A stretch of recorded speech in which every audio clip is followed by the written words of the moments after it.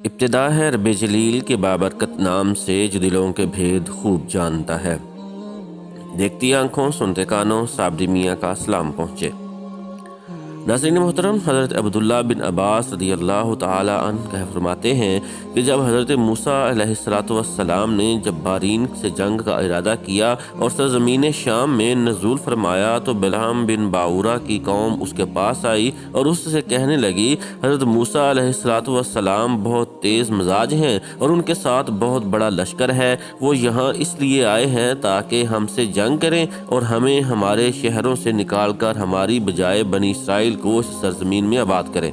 تیرے پاس اسم اعظم ہے اور تم ایسے شخص ہو کہ تمہاری ہر دعا قبول ہوتی ہے، تم نکلو اور اللہ تعالیٰ سے دعا کرو کہ وہ انہیں یہاں سے بھگا دے۔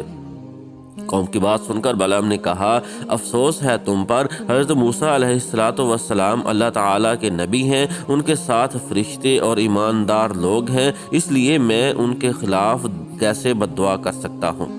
مجھے اللہ تعالیٰ کی طرف سے جو علم ملا ہے اس کا تقاضا یہ ہے کہ اگر میں حضرت موسیٰ علیہ السلام کے خلاف ایسا کیا تو میری دنیا و آخرت برباد ہو جائے گی۔ قوم نے جب گریہ وزاری کے ساتھ مسلسل اصرار کیا تو بلعام نے کہا، اچھا میں پہلے اپنے رب کی مرضی معلوم کر لوں۔ بلعام کا یہی طریقہ تھا کہ جب کبھی کوئی دعا کرتا تو پہلے مرضی الہی معلوم کر لیتا اور خواب میں اس کا جواب مل جاتا۔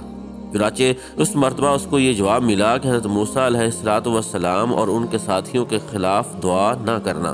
چنانچہ اس نے قوم سے کہہ دیا کہ میں اپنے رب سے اجازت چاہی تھی مگر میرے رب نے ان کے خلاف بد دعا کرنے کی ممانعت فرما دی ہے۔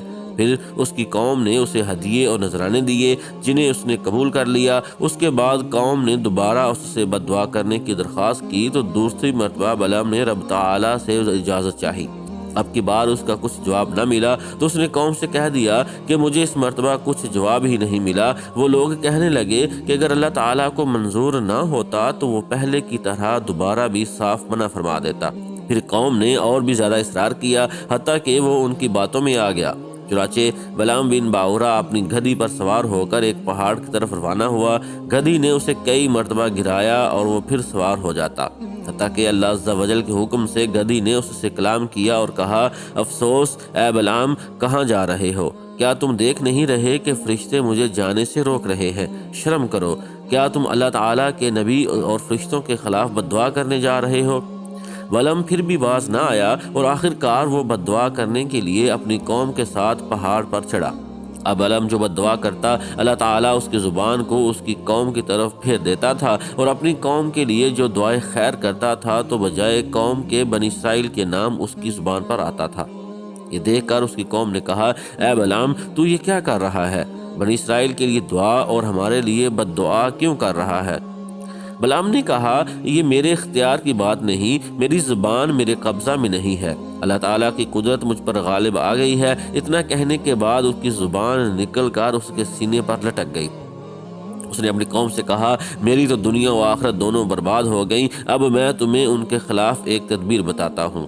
تم حسین و جمیل عورتوں کو بنا سنوار کر ان کے لشکر میں بھیج دو، اگر ان میں سے ایک شخص نے بھی بدکاری کر لی تو تمہارا کام بن جائے گا، کیونکہ جو قوم زنا کرے اللہ تعالیٰ اس پر سخت ناراض ہوتا ہے اور اسے کامیاب نہیں ہونے دیتا۔ چنانچہ بلعام کی قوم نے اسی طرح کیا۔ جب عورتیں بن سنور کر لشکر میں پہنچی تو ایک کنعانی عورت بنی اسرائیل کے ایک سردار کے پاس سے گزری تو وہ اپنے حسن و جمال کی وجہ سے اسے پسند آ گئی۔ حضرت موسیٰ علیہ السلام کی منع کرنے کے باوجود اس سردار نے اس عورت کے ساتھ بدکاری کی۔ اس کی پاداش میں اسی وقت بنی اسرائیل پر طاعون مسلط کر دیا گیا۔